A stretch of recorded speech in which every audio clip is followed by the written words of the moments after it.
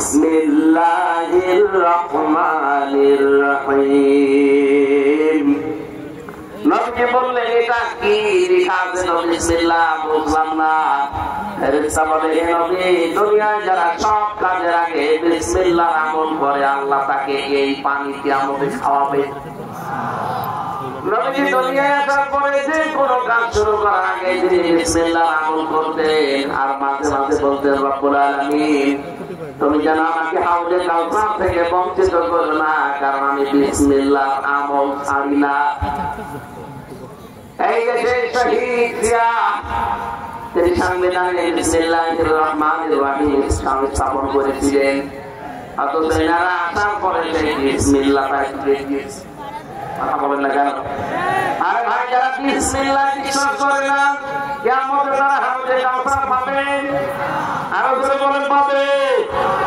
আর আমার তো মনে হয় এখন যেহেতু সমস্যা চলছে দেশে, এই দেশে ৯৯% মুসলমান আমরা বাস করি, আল্লাহ রাব্বুল আলামিন এই কোরআনে সংবিধান নামে একটা সূরা দিয়েছেন, সূরা ফুরকান। ৭৭টা আয়াত আছে, ৭৩টা ধারা আছে। যারা আলেম আছে, জ্ঞানী মানুষ আছে, আমার মনে হয় এই দেশে দলমত আর দেখা দেখা ঠিক না, সব আওয়াজ তোলা দরকার যে ৭৭টা আয়াতে ৭৩টা ধারা সংবিধানে এখন দেওয়া হোক। ডক্টর মোহাম্মদ কামাল হোসেনের লিখিত সংবিধান দিয়ে আমরা দেখলাম যে ছাতা চোর গেলে ডাকাত হয়, ডাকাত গেলে খুনি হয়। এইটাই ৭৩টা ধারা একটু ওই জায়গায় বসিয়ে থাকে, চোর কোনদিন আর ডাকাত হবে না, চোর ভালো হয়ে যাবে। ক্ষমতায় আছে তারা মায়ের আত্মীয় ইসলাম বাংলায় একটু ওখানে সংযোজন করে। এই জন্য আমরা চাচ্ছি যখন সংস্কার আরম্ভ হয়েছে চলছে, মুসলমানদের এখন প্রাণের দাবি হওয়া দরকার। সংবিধান নামে যে সূরাটা আল্লাহ কোরআনে দিলেন, এই সংবিধান বাংলাদেশের সংবিধান হিসাবে এখন কায়েম করা হোক। আমরা চাই এটা। যারা চান দেখি লিল্লাহি তাকবীর, আলহামদুলিল্লাহ।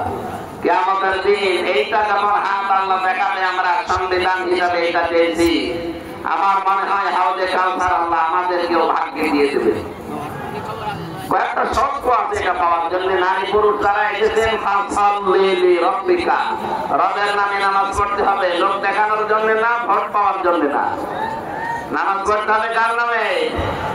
অনহার, কোরবানি করা। কোরবানি মানে শুধু পশু জবাই করা না, কোরবানি মানে পরীক্ষা দেওয়া, ত্যাগ তিতিক্ষা সহ্য করা। সামনে যেহেতু ইসলাম, আমার মনে হয় রাষ্ট্রীয় পর্যায়ে আল্লাহ এনে দেবে ইনশাআল্লাহ।